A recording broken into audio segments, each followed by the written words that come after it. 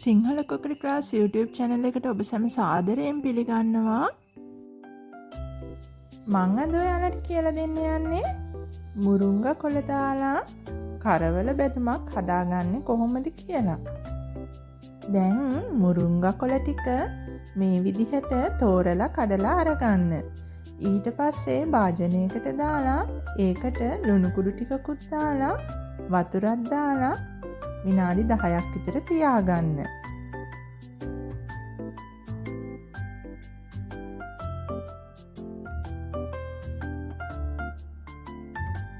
ඊට පස්සේ මුරුංගා කොළ ටික හොඳින් සෝදලා වතුර පෙරෙන්න තියාගන්න.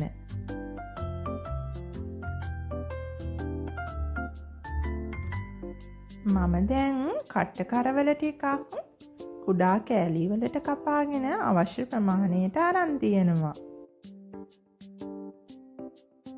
තව මට අවශ්‍ය වෙනවා බොම්බයි ලුණු ටිකක් ලියාගෙන, තක්කඩි ටිකක් කුඩාවට කපාගෙන, කරපිංචා, අමු මිරිස්. දැන් මම තාච්චියක් ලිපේ තියලා ඒකට පොල් තෙල් ටිකක් දාගන්නවා.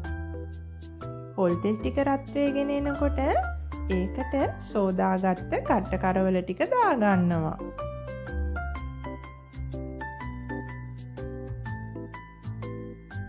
දැන් මේ ටික අඩු ගින්දරේ හොඳින් රන්වන් පාට වෙනතෙක් බැද ගන්නවා.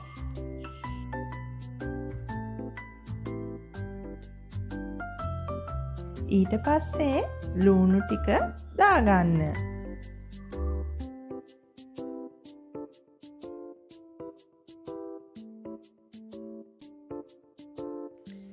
දැන් මේ ලුණු ටික බැදීගෙන එනකොට ඒකට කපාගත්ත තක්කලි ටික දාගන්න.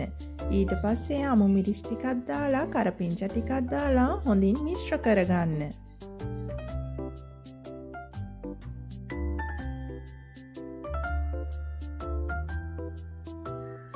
දැන් කහකුඩු පොඩ්ඩකුයි ඔයාට අවශ්‍ය සැරට කෑලි මිරිසුයි දාලා ඒ ටික හොඳින් කලවම් කරගන්න.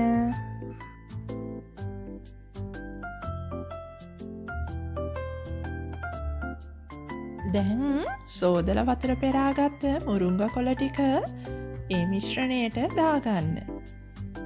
ඊට පස්සේ ඒ ටික හොඳින් කලවම් කරගන්න. ඔයාට අවශ්‍ය නම් ලුණු කුඩු චුට්ටක් එහා ගන්න. මේ තියෙන්නේ අපි අද හදාගත්ත රසවත් මුරුංගා කොළ කරවල බැදුමයි. ඔයාලත් මේ රෙසිපි එක try කරලා බලන්න.